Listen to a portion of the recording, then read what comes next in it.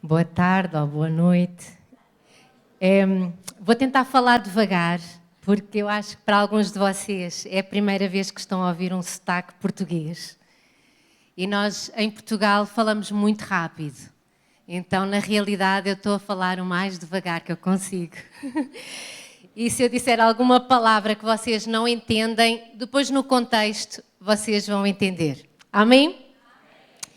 E eu esta tarde com vocês queria falar acerca do altar de Deus.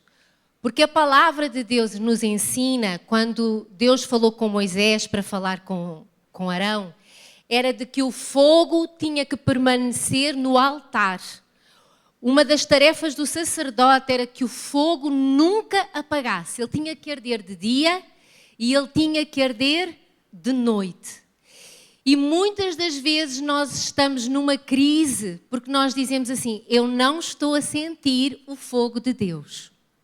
Mas a palavra de Deus diz que Jesus ele é o nosso sumo sacerdote. E o próprio Senhor, ele disse: olhem, eu vou para o Pai, mas não vos deixarei sós. Eu vou enviar o Espírito Santo.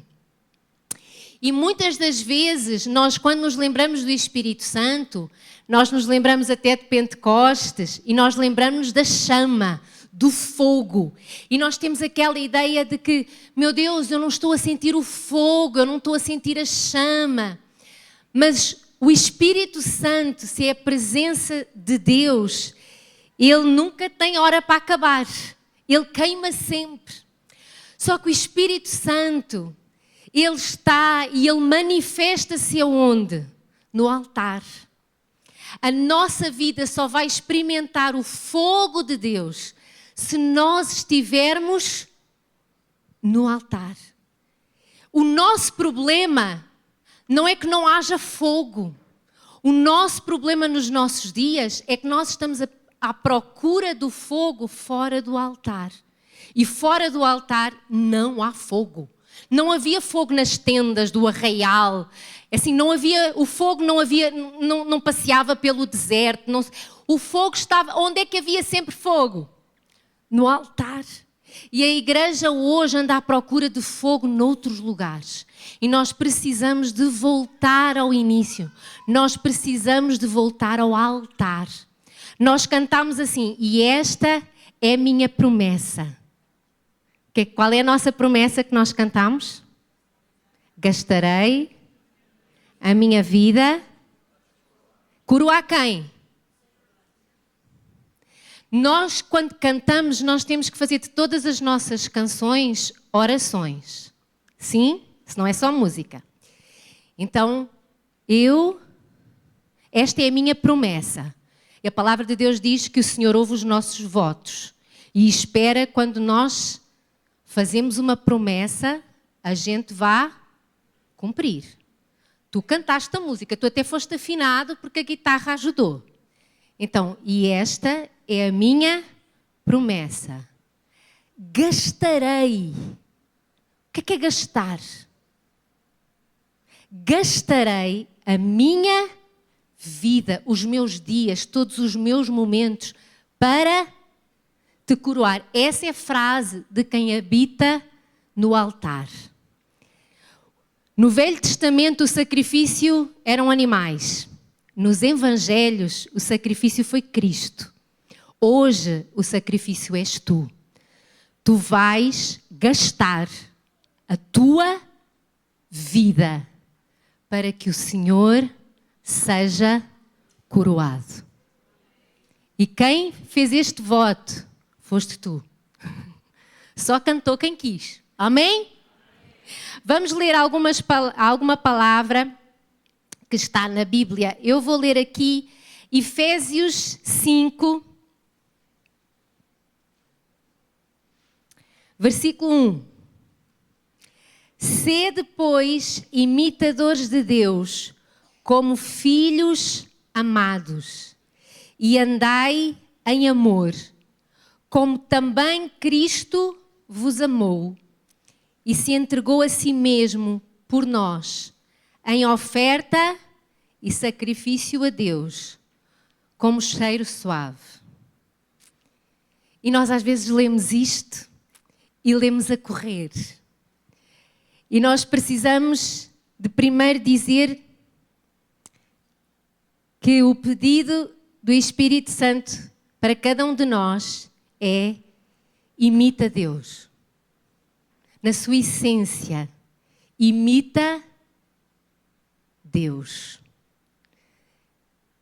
Como um filho amado.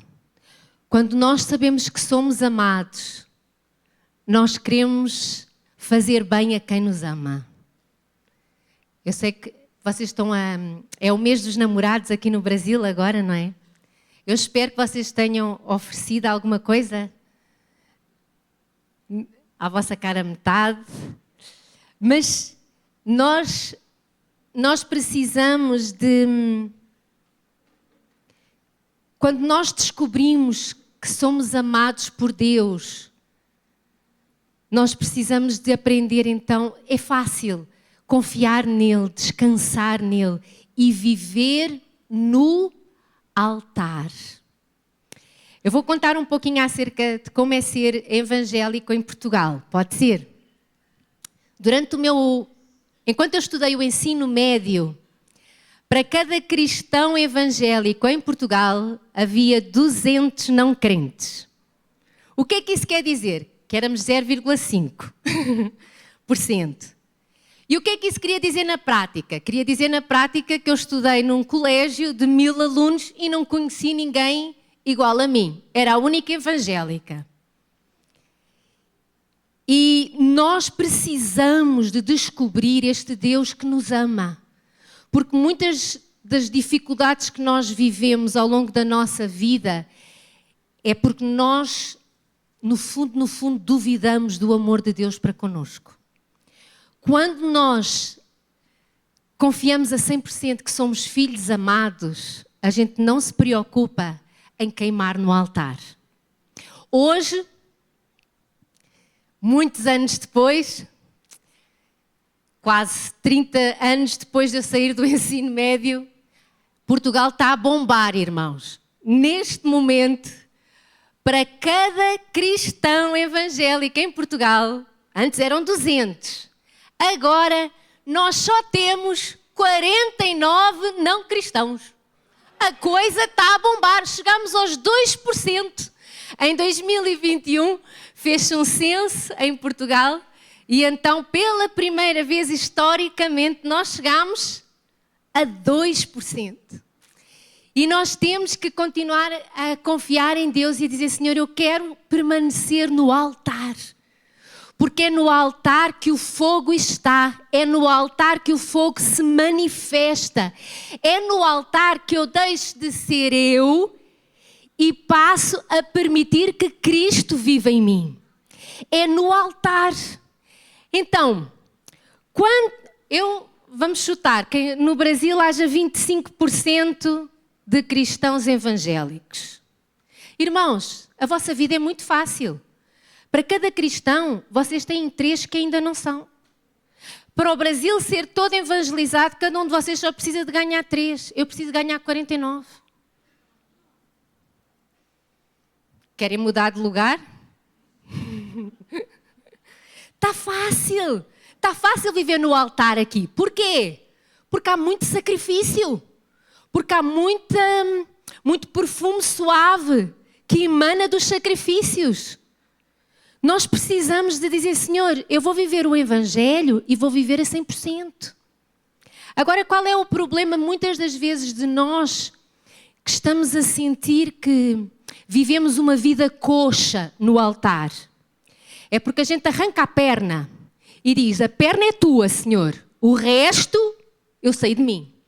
Sabem aquela vida manca em que nós vamos ofertando partes a Cristo e outras partes nós ainda temos dificuldade em dar? Então há coisas que nós damos ao Senhor e há outras coisas que não. Porquê?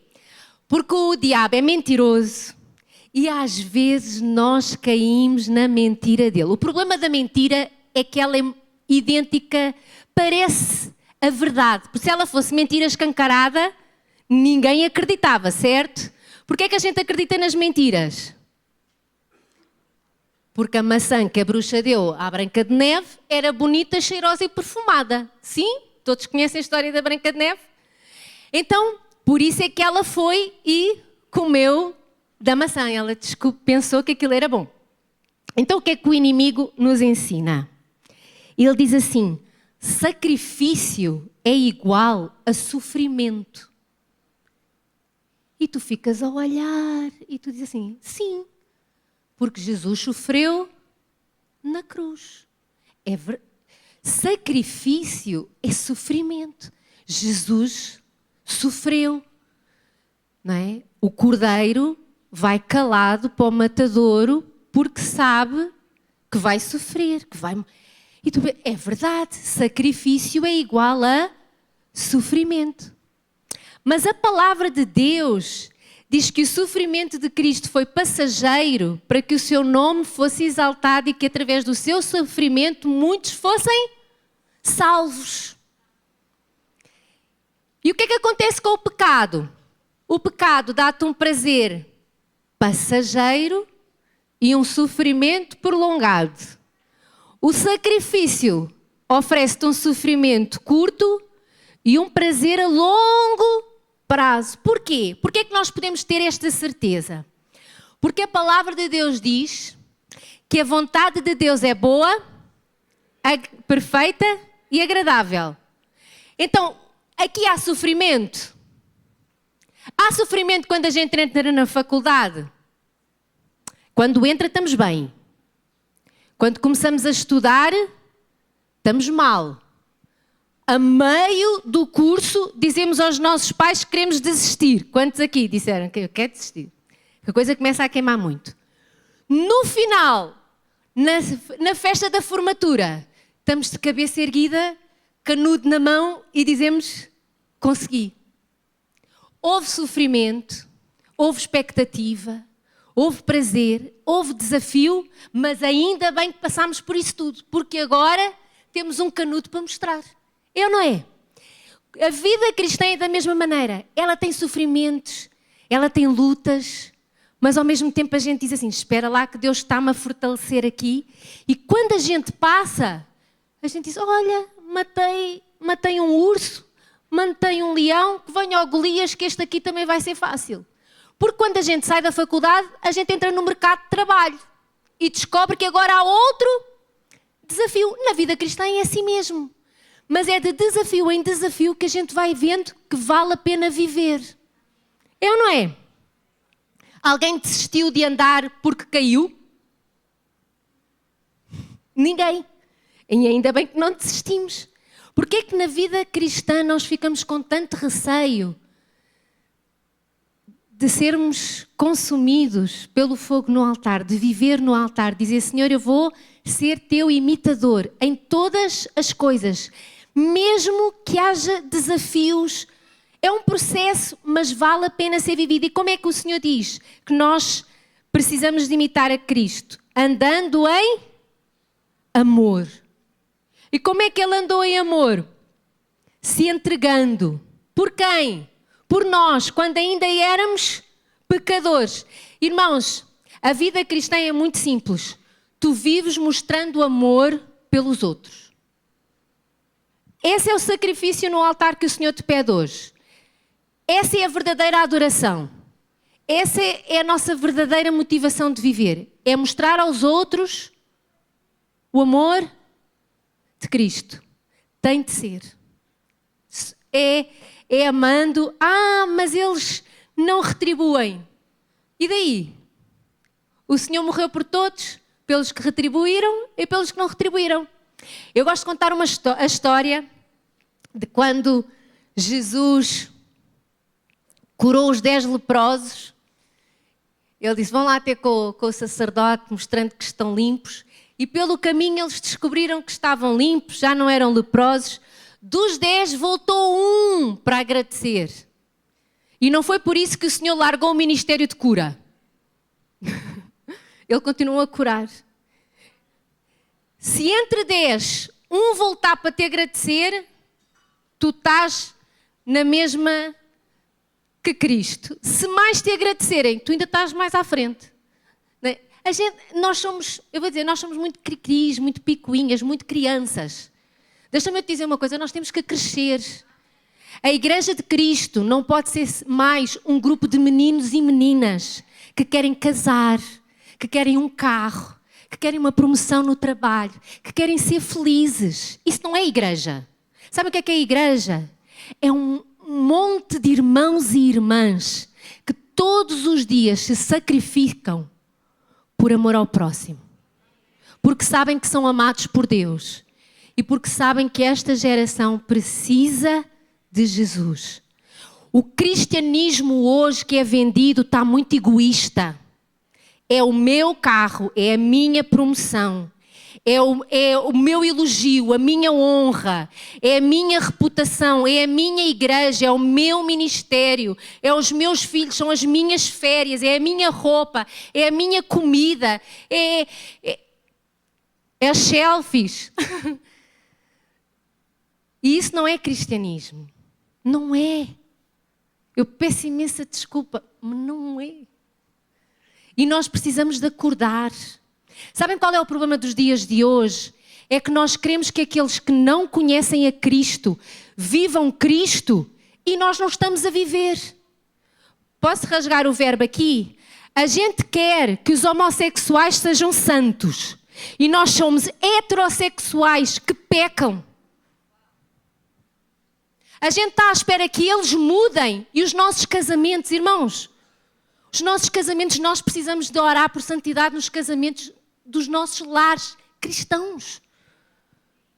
Nós estamos a dizer que eles estão a fazer más escolhas lá fora. Quantos jovens estão a fazer más escolhas cá dentro?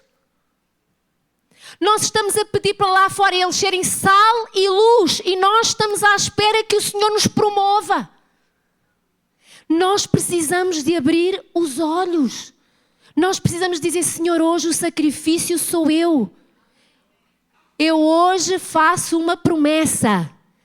Eu gastarei a minha vida, os meus dias, para te coroar. Não pode ser só música. O Senhor está farto de música. O Senhor está à espera. Igreja, começa a viver aquilo que cantas. E não é difícil, é bom. Porque sabem qual é que é o fruto do Espírito? Quando nós nos deixamos queimar. O fruto do Espírito é amor, é alegria, é paz, é mansidão, é paciência, é longo ânimo, é bondade, é benignidade, é fidelidade, é domínio próprio. Irmãos, uma pessoa cheia do Espírito Santo é super feliz. Uma pessoa no altar é super feliz. Feliz em Deus, realizada em Deus.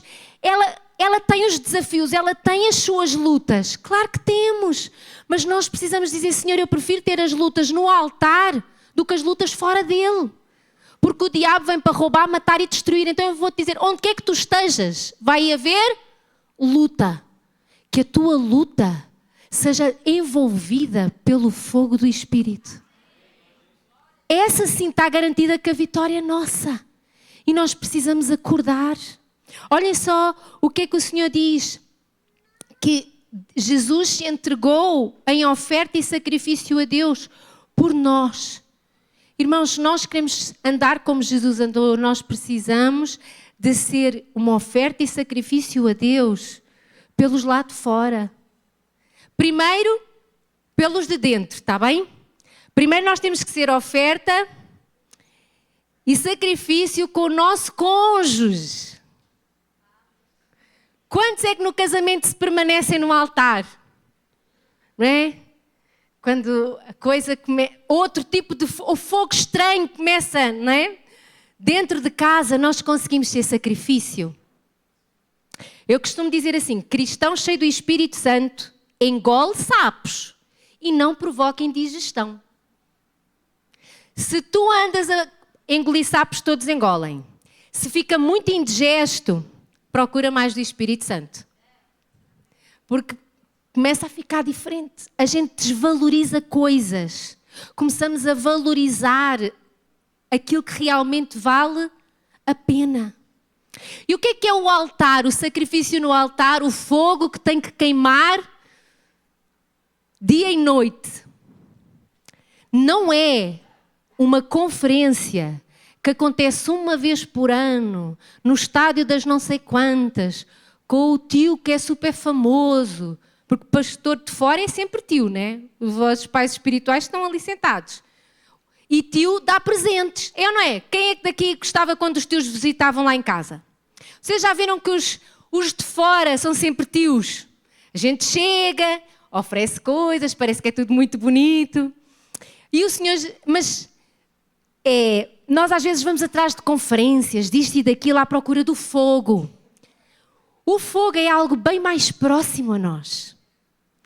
É dia e noite a arder e nós nele. E o que é isto? Este sacrifício. Este sacrifício é quando muitas das vezes a gente pega a Bíblia, vai ler e a gente não sente nada. Mas porque o fogo está a queimar o tempo todo e nós somos sacrifício, a gente diz, eu vou continuar a ler até que isto entre, até que isto se misture comigo, até que eu viva isto. E às vezes a gente não sente nada. Sabem quando a gente vai orar e a língua pesa? Irmãos, o mundo espiritual aqui em Goiânia é muito fácil. Eu digo isto com o coração aberto mesmo. Vocês entram na Europa e vocês vão sentir uma batalha espiritual muito maior. O vosso sacrifício mais lindo é quando vocês se juntam aqui como igreja. E tu não tiveste uma semana boa, as coisas não estão fáceis lá em casa. Se calhar até te convidaram para um jogo de futebol. E tu dizes, mas eu vivo no altar. Então, eu não sei se hoje eu vou receber alguma palavra do Senhor, mas eu como sacrifício, eu vivo no altar. Eu vou me juntar à minha igreja local. E todos juntos vamos louvar e engrandecer o nome do Senhor. E sem nos apercebermos, nós vamos vencer batalhas no mundo espiritual sobre Goiânia. E vamos coroar o nome de Cristo sobre esta cidade. Isso é ser sacrifício no altar. Só que se vocês são muitos, e há muitas igrejas em Goiânia, há muitas igrejas no Brasil. Quando vocês chegam um dia na Europa, primeira coisa, sabem aquelas moças que dançavam na igreja que era uma maravilha, faziam piruetas, levantavam as mãos, expressavam-se. Chegam à Europa, as pernas e os braços pesam toneladas. Isto é assim, alguns de vocês já passaram por lá, já sabem como é que é. Em Portugal, na Suíça, Alemanha, Inglaterra, o país que vocês estiverem, como não há tanta gente a engrandecer o nome do Senhor, quando a gente vai engrandecer o nome do Senhor e nós somos menos, a gente vai em primeira marcha. Vocês aqui já vão em quarta ou quinta, né? A gente está na primeira marcha. Então há irmãos que eles dizem assim, eles aqui saltavam que nem gazelas. Chegam lá e eu digo, por favor, literalmente eu já vi pastores que foram para Portugal e eles, o tempo do louvor deles é assim.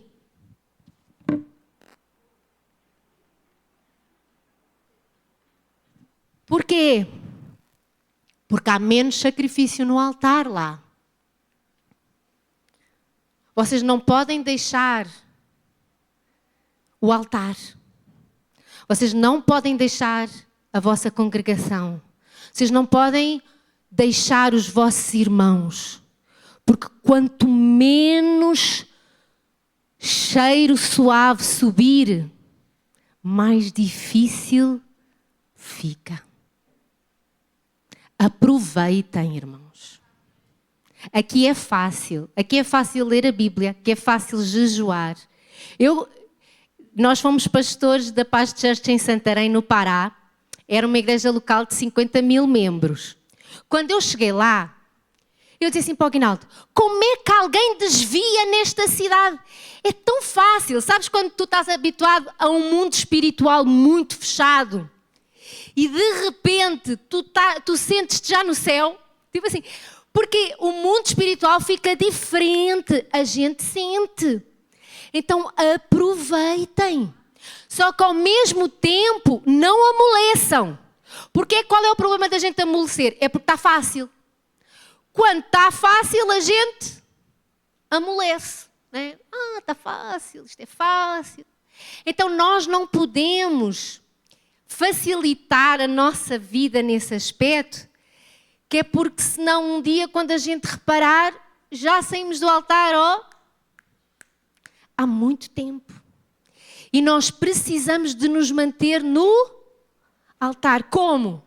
Sendo imitadores de Cristo. É fácil. Vou dizer uma coisa. Com o Espírito Santo, pode não ser fácil, mas não é impossível. Agora eu pergunto-te, é fácil ser escravo do diabo? Quem daqui já foi? Era fácil. Então, já estás habituado a dificuldades. Antes termos dificuldades na equipa vencedora do que andarmos em dificuldades na equipa que já perdeu. Irmãos, temos que mudar o chip aqui. Quando a gente diz assim, meu Deus, de que é que eu estou a murmurar? O que é que tem sido difícil? Nada. Não tem sido difícil. Porquê? Porque o Espírito Santo está conosco. Eu gosto do último versículo de Marcos. O último versículo de Marcos não é muito lido. Normalmente a gente lê mais Mateus do que Marcos quando quer falar da subida de Jesus aos céus. Mas o último versículo de Marcos, eu vou ler o 19 e o 20. Então, Marcos 16, 19 e 20. Ora, o Senhor, depois de lhes ter falado, foi recebido no céu e assentou-se à direita de Deus. E eles, tendo partido, pregaram por todas as partes, cooperando com eles o Senhor, confirmando a palavra com os sinais que se seguiram. O Senhor coopera conosco. Às vezes as pessoas dizem assim, estou aqui a trabalhar para o Senhor. Tu não estás a trabalhar para o Senhor, é o Senhor que está a cooperar contigo. É uma cooperação. Até Jesus a falar com os seus discípulos, ele disse assim, falem com o Pai, com o dono, que envie mais cooperadores. Mas a palavra é cooperadores. Estamos a cooperar uns com os outros e o Espírito Santo também coopera connosco. Dá para errar assim? A gente não se pode queixar, irmãos. Está fácil demais. As pessoas dizem assim, está difícil. Vamos andar. Alguma vez foi fácil ser cristão? Vamos chutar. Durante a Segunda Guerra Mundial, foi fácil? O que é que os cristãos da Segunda Guerra Mundial na Europa estavam a fazer? Eu vou-vos dizer. Estavam a esconder judeus e muitos deles foram mortos. Antes da Segunda Guerra Mundial começar, antes da Polónia sequer ser invadida pelos alemães, já havia irmãos nossos que tinham sido mortos por não seguirem Hitler, por exemplo. Então, não estava fácil, em época nenhuma. Na década de 60, 1960, ao tempo dos hippies, do LSD, das flores, sex and rock and roll, era fácil. Era fácil. Alguma vez foi fácil? Quando Jesus subiu aos céus e a palavra de Deus diz que o Senhor estava a cooperar com os discípulos, era fácil. E durante a Inquisição foi fácil. E quando o Evangelho, quando os primeiros portugueses chegaram ao Brasil para levar o Evangelho aos índios, foi fácil. E então, alguma vez foi fácil? E durante a Idade Média foi fácil? E os nossos irmãos na China, é fácil? Sempre foi da mesma maneira. Quando é que a igreja cresce? Quando a gente deixa de ser menino e coloca-se sobre o altar. E a gente deixa de viver para nós próprios, deixa de viver para o nosso umbigo e começa a viver para outros. Vocês tiveram aqui o Andrew Kirk, de Generation to Generation? A Daphne e o Andrew? Ok. Deixem-me falar. A Daphne e o Andrew Kirk, eles trabalham com vários ministérios e é muito engraçado porque ele é um inglês que tem uma barba assim grande e até quando ele esteve lá em nossa casa eu perguntei-lhe, tu tens essa barba que é para quando estiveres num país árabe pensarem que tu és talibã? E ele, exatamente. Então, ele parece um talibã. E em agosto de 2021, foi quando o exército americano saiu do Afeganistão. Todos sabem, não é? E o que é que aconteceu? Quando eles saíram do Afeganistão, os nossos irmãos e irmãs em Cristo no Afeganistão, que estavam a ter uma vida mais ou menos, começaram a ter grandes dificuldades. E há um irmão nosso, inglês, que ele é dono de quase todas as rádios piratas que conseguem passar o Evangelho para o Médio Oriente. E ele é inglês, mas ele tem uma casa lá em Portugal. E ele ajudou do bolso dele e pagou 7 aviões enormes para ir para o Afeganistão para tentar retirar de lá cristãos. E lá em nossa casa,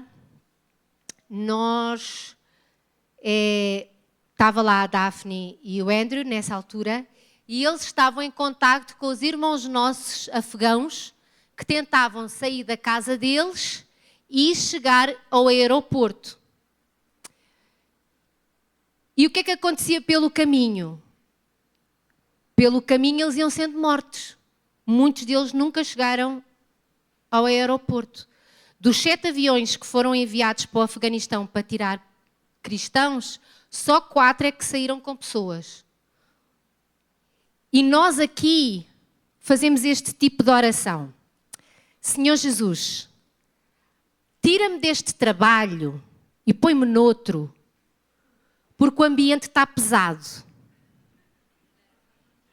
E eu vou-te dizer uma coisa, tu és a luz no meio das trevas, para que o ambiente que está pesado, tu consigas levar alguma leveza. Onde tu estás, se está pesado, fica lá, porque eles precisam de ti. Nós precisamos de mudar as nossas orações, porque a gente não ora para que o outro se converta porque precisa de Cristo. A gente ora para que ele se converta porque ele é uma chatice na nossa vida. É verdade, não é? Não é por amor a ele, é por amor a mim.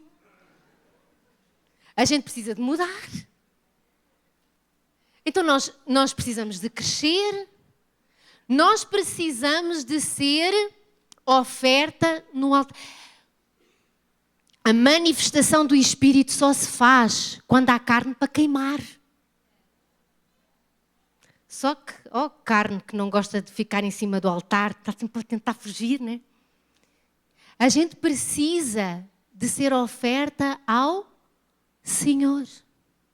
É muito difícil. O Senhor sempre capacita cada um de nós para onde está, para a geração em que está, para a família em que está, o ambiente em que está. É só pedir, Senhor, eu preciso, não é, que tu me capacites. E Ele diz, vai que eu dou-te as ferramentas certas, eu dou-te as armas certas. É ou não é? Agora, há duas armas que nós não podemos esquecer. E muitas das vezes nós gostamos muito de falar sobre a fé, que é o escudo. E, a fé, com a minha fé. O problema da nossa fé é que muitas das vezes, como cristãos, nós nem sabemos em que é que nós temos fé. Tenho fé em quê? Bem, já viram quando a gente trava e nem sabe de que é que tem fé? Faz uma ou outra pergunta. Por exemplo,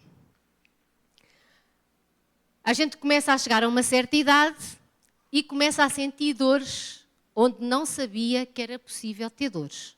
Não sei, não é? Como diz a Esther, mãe, tu já estás mais perto dos 50 que dos 40, é normal agora, enfim. Tudo bem, a gente começa a sentir umas coisas. E às vezes no meio dos irmãos, até pode acontecer, nós estamos a falar, estou a sentir umas coisas. Pergunta que fazem. Já foste ao médico? É que na tua idade era bom tu ires ao médico. Eu digo, não, eu estou bem, quer dizer, eu estou mais cansada, mas já não tenho 30 anos, já é normal, não é? Não, mas tu precisas de ir. Vai que tens alguma coisa. Eu não estou... Nestas conversas, a pessoa demonstra que a fé dela não está em Deus, está na idade. Ela tem fé. Os que têm 20 anos são saudáveis. Os que têm 30 já estão mais ou menos. Os 40 já, estão no fim da sua força. Os 50 têm que estar no médico semanalmente à procura da doença. Já viram? E isso acontece na igreja. Parece que andamos à procura. Mas vai... Irmãos, às vezes eu não tenho que ir fazer ginástica, não temos que ir ao médico, a gente tem que ir fazer ginástica. Tem que dormir, largar a Coca-Cola e beber água. Amém, irmãos?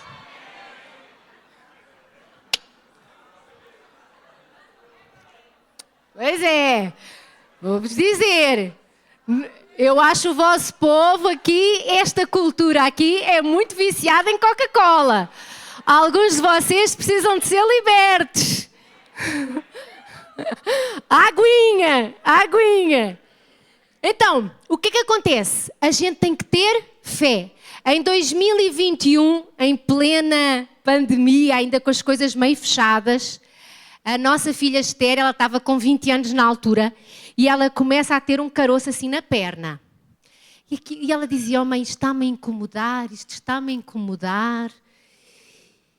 E a gente diz assim, os hospitais ainda estavam fechados na altura, só recebiam gente com Covid naqueles meses. E a gente diz, olha filha, vamos orar, isso não vai ser nada, fica despreocupada. Isso depois tira-se, espera só que os hospitais abram. Mas eu e o Aguinaldo dissemos mais uma coisa à nossa filha. E não digas a ninguém. Porque há coisinhas que a gente tem... que se a gente fala, o pessoal começa a encomendar o nosso caixão. É ou não é? Então nós temos, olha Esther, ficamos à espera, quando os hospitais abrirem, tu vais lá e vamos ver o que é. Então ela foi, teve que ir sozinha, porque ela já era maior de idade na altura. Os hospitais ainda estavam com muita gente, então entravam um de cada vez. Fez a cirurgia, fizeram-lhe a biópsia, tiraram-lhe o quistezinho que ela tinha, fizeram a biópsia, deu tudo negativo, vida que anda para a frente. Mas eu sei que se nós tivéssemos colocado às vezes até aquelas correntes de oração, irmãos, apareceu aqui, isto pode ser um ataque do maligno, a minha filha está agora aqui com uma bolota e não sei o que, não sei o que mais. E bolota aqui também é bolota, não é? A dos porcos, aquela... né? Então, assim, irmãos, há coisas que a gente tem que ter fé. Não, a gente diz assim, não, isso foi só um pelo encravado, vai, vida que segue. E ela passou, fez, tirou, quando saiu. Então a gente, para que os irmãos tivessem assim mais fé, a gente disse, olha, só queremos dizer que a Esther tirou agora um quisto, fez uma biópsia e era negativo. Mas assim, mas às vezes nós ficamos sempre muito... Vou contar, agora vocês pensam que isto... O meu pai, ele faleceu de câncer no cérebro. E nós estávamos a morar no Pará quando o meu pai começou a ter os primeiros sintomas de câncer cerebral. E nós estávamos em Santarém e começa-me a nascer um quisto para fora da cabeça. E nós tínhamos chegado ao Brasil há pouco tempo e eu não tinha seguro de saúde brasileiro. E eu disse, vida que segue. E eu continuava, e eu nessas coisas eu acredito muito. Eu não me preocupo. Quando eu digo mesmo, eu não me preocupo, eu estou a falar a sério. Eu não me preocupo. E então eu disse, pronto, isto é só uma coisinha para me atazanar, mas eu vou continuar a viver a vida. E foi crescendo, crescendo. E um dos discípulos do Aguinaldo era médico cirurgião. E ele disse assim, não Rita, vai lá ao hospital municipal que eu vou-te tirar isso. Agora isto parece que é um filme cómico, mas eu vou contar a vocês. Outra coisa, não fui dizer aos meus pais que estavam em Portugal, nasceu-me aqui uma coisa na cabeça, vou tirar... É assim, por muito cristãos que eles sejam, né? Eles já estavam a enfrentar a luta deles, eu agora ia estar também a falar aquilo, ia virar, né? Iam encomendar o caixão. Então, o que é que acontece? Fomos ao hospital e a primeira coisa foi, o Aguinaldo que entre também. Eu pensei assim, então vamos fazer uma cirurgia e está a visitas assim, para conversar com o médico, porque ele gostava muito do Aguinaldo e queria colocar a conversa em dia enquanto me fazia a operação. E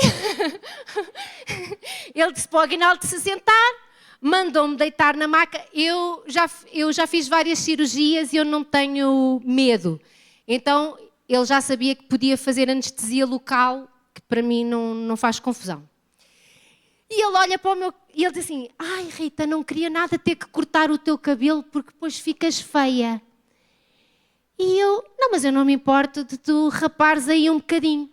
E ele, depois eu coso isto com cuidado, não vai ficar nenhum cabelo para dentro. Eu, pronto, se tu confias assim nas tuas habilidades, quem sou eu? Amém, vida que segue.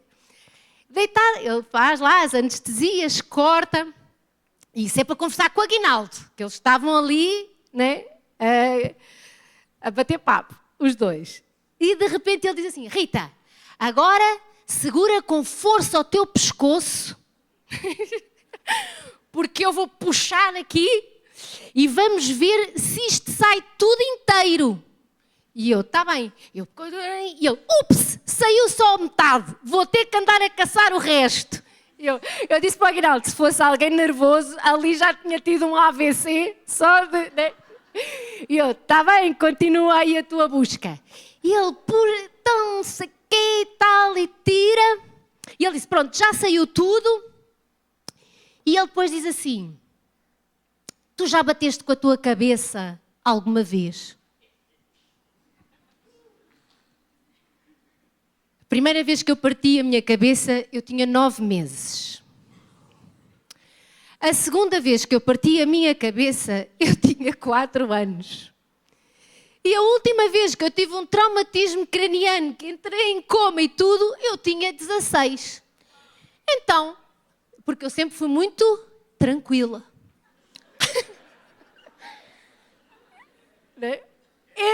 Amém, glória a Deus, aleluia. Vai, continua. Então, ele diz assim, tu alguma vez partiste a cabeça? Eu, Ronaldo, se eu alguma vez parti a cabeça? Ele disse, é que eu acho que isto foi sangue que ficou... Juntou-se aqui coisinhas de sangue que foram sendo guardadas ao longo dos anos. E eu, prontos, mas já tiraste tudo? E ele, já tirei tudo. Agora leva para um laboratório para fazer biópsia. E eu disse, então, mas eu não estou num hospital, o hospital aqui não faz biópsias. E ele diz, não, tens que mandar para um laboratório. E eu disse assim, olha, eu sei que isto não é nada, tu tiraste tudo. Isto é só sangue que ficou aqui guardado de outros acidentes anteriores. A gente ora, deita fora o bicho e vida que segue. E depois vai ele e diz-me assim, agora só temos um problema. Ainda bem que era só um. Não temos gases no hospital, não temos pensos nos hospitais. Tu levas este bocadinho de algodão assim e vais daqui para uma drogaria comprar alguma coisa à farmácia para... E eu, amém, aleluia. Então, lá fui eu, não é? E depois eu perguntei-lhe assim, então, e quando é que é para tirar os pontos? E ele, não, lá para quarta ou quinta-feira colocas-te em frente a um espelho e tiras. Irmãos, a gente precisa de deixar de se preocupar com detalhes. Quantos é que reclamam porque têm que ficar fila para o hospital, fila para o médico? Ainda bem que há. A gente tem que levar a vida com mais leveza. A Lídia, no ano passado, foi para Israel. E ela ia com uma família inglesa. Então, o que é que aconteceu? Ela foi de Portugal para a Inglaterra ter com a família e de Inglaterra foi para Israel com eles. Na saída de Israel, ela já iria sair sozinha, ia para a Itália e de Itália para Portugal. E ela estava com 16 anos na altura. Então ela levava os nossos documentos todos, em como ela podia viajar pelo mundo sem problema. E no dia em que ela estava a sair de Israel, ela telefona-me já na sala de embarque. Mas assim que ela faz a videochamada, mãe, e ela começa a chorar. E eu, o que foi, Lídia? E ela, espera. Recompôs. Então o que é que aconteceu? Quando ela estava na fila, por causa dela ser jovem e estar sozinha, normalmente são essas as pessoas que carregam droga, são mulas de droga. E eles deviam de estar à procura de alguém muito específico, porque ela diz que cerca de 5 ou 6 meninas foram retiradas da fila dos estrangeiros do aeroporto e levadas, e eram todas muito idênticas, eram todas europeias e todas altas, o cabelo castanho, marrom. Então, só que ela então, o que é que aconteceu? Ela foi levada para uma sala, ficou sozinha ela com 6 soldados, 5 homens e uma mulher, a falar em inglês com ela e em hebraico entre eles. E ela fizeram perguntas durante 1 hora, que ela já estava com medo de perder o avião. E ela diz que os óculos, as moedas, tudo foi colocado dentro de um líquido. Ela diz, mãe, não houve nada que eles não tivessem visto, revisto, perguntado. E eu disse assim, mas agora onde é que tu estás? E ela, agora estou na sala de embarque, porque eles viram que eu não tinha nada. Eu disse, boa filha, tens uma história para contar. Irmãos, isto fortalece os nossos filhos. Só que o que é que acontece? Os nossos filhos falam isto connosco e eu digo, ai, coitadinho do menino, tão boa família, a pensar que é um traficante e não sei o quê. A gente não os deixa crescer. Nós precisamos fazer com que as nossas crianças sejam homens e mulheres. Como? Dando os parabéns quando eles entram numa batalha e vencem. Mas o que é que a gente faz? Ai, o menino, a menina. As minhas filhas, cada uma delas tem um quarto. Elas têm o cesto da roupa suja delas. Elas lavam a roupa. Elas sabem mexer na máquina. Elas não têm que lavar à mão. Elas conhecem a máquina. Eu não estou a criar meninas. Eu estou a criar mulheres. Da mesma maneira que tu não tens... ou vocês querem que os vossos filhos vivam com vocês até aos 70 anos. Porque, independentemente, casando ou não, eles têm que viver a vida deles. E eles têm que ser autónomos. Irmãos, eu fico assustada quando eu vejo rapazinhos de 16 anos que a mãe ou a empregada ainda faz a cama. A gente quer que eles alcancem grandes coisas. Eles não sabem puxar um lençol. E depois a gente diz assim, filho, tens que viver no altar. Eu e o Aguinaldo, a gente veio para cá. As pessoas perguntam, então, e as tuas meninas? As minhas meninas estão lá. Sabem fazer comida. No outro dia a Esther mandou-me uma fotografia da sala a mostrar que estava toda arrumada. Irmãos, nós precisamos de fortalecer também esta nova geração para eles serem homens e mulheres no altar. Não criem garotos, não criem crianças, criem adultos. E quando é que eu começo a criar adultos? Assim que eles nascem. Aquilo que eles sabem fazer, eu deixei de fazer. Vou-vos contar. Com 2 anos de idade, havia uma gaveta na nossa cozinha, a gaveta mais baixa. E lá tinha os garfos, as colheres, o biberon, as mamadeiras, os pratos delas. Quando elas queriam comer, com 2 anos eles já sabem o que é que querem. Sabem ou não sabem? Com 2 anos elas abriam assim a gaveta. Se elas tinham fome, elas pegavam num prato e traziam para mim. Se elas tinham sede, elas pegavam na mamadeira e traziam. Porquê? Porque eu estava a ensiná-las, a elas saberem o que é que querem, saberem decidir, a fazerem as coisas. Porquê é que nós hoje às vezes temos receios de fazer coisas? Porque os nossos pais apaparicaram-nos demais às vezes. Mostraram que a vida era muito, sei lá, fácil. Então nós precisamos de lhes ensinar.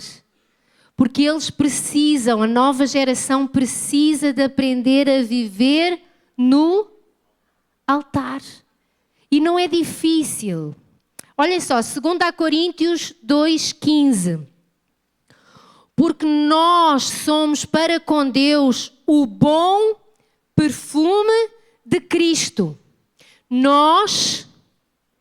Jesus foi. A gente viu lá em Efésios 5 que Jesus foi.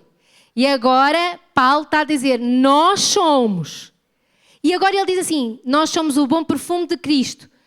Nos que são salvos e naqueles... O que é que isto quer dizer?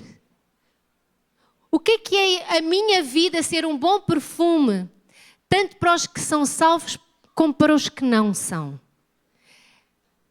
Até aqueles que não são, eles vão ver algo em nós diferente. Eu trabalhei muitos anos num banco e eu tinha uma colega minha que era médium. E foi uma vez muito engraçada, porque ela disse assim, Rita, qual é o teu signo? O meu signo eu até sabia qual era. E ela, e do Aguinaldo? E eu disse, agora nem sei qual é que é o signo do Aguinaldo, porque eu nunca lhe perguntei. E ela disse, mas qual é o dia do aniversário? E eu disse. E ela disse, é que eu quero fazer um mapa astral, que é para ver a vossa compatibilidade. E eu disse, querida, tu não precisas de perguntar às estrelas. Porque eu já perguntei ao Criador das estrelas e ele disse top.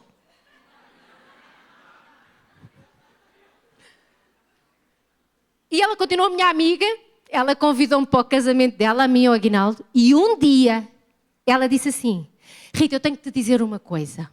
Ela era assim toda médium. E eu, então o que é? Eu nunca vi ninguém com uma áurea tão colorida como a tua. É que é assim umas luzes. E eu disse assim, pois, é Deus. E ela, deve ser. Irmãos, quando nós nos sacrificamos no altar, damos bom testemunho, somos respeitadores, somos queridos, somos amáveis, sabemos ter conversa. Até aqueles que têm ideologias diferentes, religiões diferentes, filosofias diferentes, até eles vão sentir o bom perfume de Cristo em ti. E não há nenhum a quem tu digas, posso orar por ti, que vai dizer que não. Não há um que não venha de vez em quando lá no trabalho. Eles não são nada, mas eles vêm nos pedir conselhos. Quantos é que têm estes testemunhos? Porquê é que eles te vêm pedir um conselho a ti? Porque eles já sentiram o bom perfume. Mas nós só vamos ser bom perfume quando a carne é queimada. Quando a gente permanece no altar. Porque em nós não há nada de bom.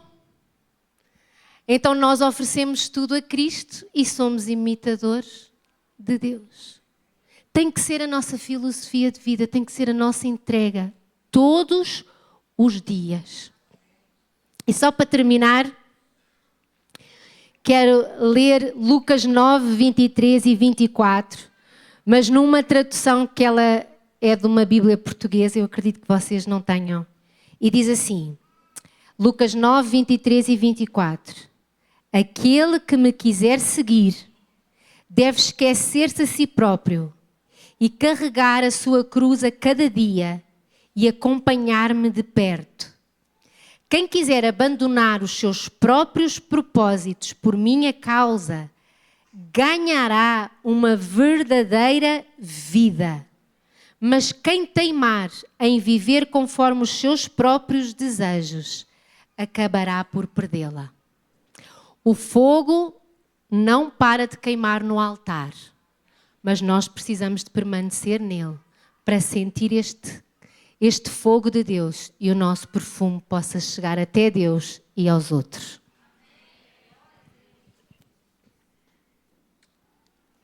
Amém, queridos? Agora começo eu. Não tanto, mas eu gostaria de citar uma pessoa que um dos maiores exemplos de pessoa que se queima no altar para mim foi meu sogro. Meu sogro, eu ia de férias, mas a Rita, né, com eles, para uma região no sul de Portugal chamada Algarve. E muitas manhãs eu estava lá, porque eu gosto de levantar de madrugada para orar, levantar muito cedo. E eu estava assim na sacada da casa, né, de férias. E aí saía meu sogro e minha sogra dada a mão. Com esse material aqui. Quem tem esse material em casa? Ainda em papel? Faça uso dele. É muito bom em papel, você pode riscar. E os dois iam para um banquinho e eu ficava lá da sacada olhando os dois, todas as manhãs. Férias você não tira da presença do Senhor. O fogo se consome dia e noite. Então não há férias para a gente não queimar no altar do Senhor. Porque tem pessoas que vão para a praia, falam, pastor, eu estou de férias. Tem outros que falam, pastor, eu estou a trabalhar. Tantas coisas vai aparecer na sua vida para te atrapalhar a você queimar no altar. E eu estou falando deste homem, meu sogro, Fernando Lourenço, porque no último ano da vida dele, eu carreguei ele quase todos os dias para o hospital. E eu nunca ouvi uma palavra negativa da boca dele. Todas as pessoas que o procuravam, ele falava, Deus é bom em todo tempo Deus é bom. E nos últimos dias dele, me toca porque ele me marcou, ok? Pessoas que queimam no altar nos marcam. E nos últimos dias dele, eu fui despedir dele. Deus falou comigo, vai lá, despede dele. E ele só mexia a cabeça e os braços. Já estava numa casa onde nós o colocamos, porque não tínhamos estrutura para tê-lo em casa mais. E ele pegou na minha mão e eu pensava que ele estava a dormir. Mas ele levantou meu braço e fez assim. E eu pus o ouvido diante da boca dele e ele me disse, cuida da igreja do Senhor, porque Deus é bom em todo tempo Deus é bom. Isso foi a minha última reunião com meu sogro, último discipulado. Mas poucos dias antes, houve um missionário que estava a mudar para Cabo Verde e que pensou, eu vou lá orar pelo seu Fernando. Isso acontecia com todo mundo, mas esse me marcou. Gilker, nome dele. E Gilker foi olhar com meu sogro E quando chegou lá, meu sogro falou, vem aqui que eu preciso orar com você. E punha a mão na cabeça, todas as pessoas que iam lá. Punha a mão na cabeça dele, orava por ele. Enquanto meu sogro orava por ele, meu sogro chamou a minha sogra depois e falou, dá 500 euros de oferta para ele poder pagar a passagem para ir para as missões. Então, não há dia e não há hora que você não possa se queimar no altar. Meu sogro não perguntou para minha sogra se a gente tinha dinheiro para pagar o lar de idosos que a gente estava pagando. Ele não perguntou nada disso, ele falou, pega lá e dá para ele. Até nos últimos dias, além dele orar com as pessoas, ele ainda ofertava nos missionários. Era uma coisa impressionante. Não estou falando de dinheiro, estou falando de uma atitude de quem se queima no altar. E eu e Rita, quando nós começamos a orar para vir para cá, eu falei para Rita, Rita, nós temos que pregar sobre isso. Até mandei umas palavras que eu achei no meu computador para ela, para a gente pesquisar. Por quê? Porque a igreja hoje não está se queimando, meu irmão. A igreja hoje só pensa no eu, só pensa em mim, o que eu posso fazer, o meu sucesso. Está na hora de nós termos o sucesso de Cristo, o reino de Deus implantado nesta nação. Não muitas igrejas, mas o reino implantado. Está na hora de nós sermos cristãos na nossa casa, na nossa escola, no nosso trabalho. Eu tenho uma filha, ela faz 18 anos dia 17, por isso nós estamos voltando dia 12. E eu guardei isso para o final, depois eu vou orar com vocês, tá bom? Pode? Lídia é um doce, é aquela toda dramática, aquela que foi para Israel e pagou a sua conta, porque ela ganhou o dinheiro trabalhando para poder ir. Esther agora vai para a Itália, está trabalhando para poder ir pagar o seu estágio na Itália, porque o papai e mamãe não pode fazer isso. A gente ensina elas a fazer. Nós construímos uma geração de adultos. E a Lídia chegou em casa e ela é toda dramática.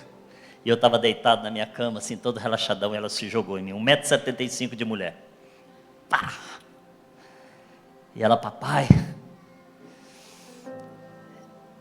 eu amo a Jesus, já passei várias crises, mas na minha escola eu sou um extraterrestre.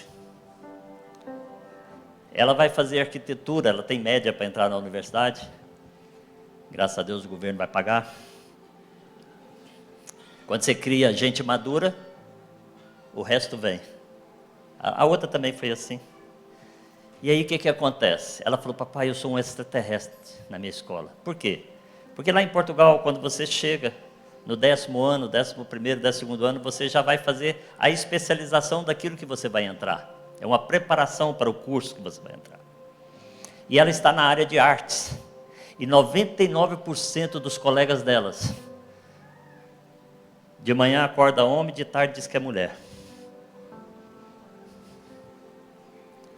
Já experimentaram tudo que você pensou na sua cabeça aí. Tudo.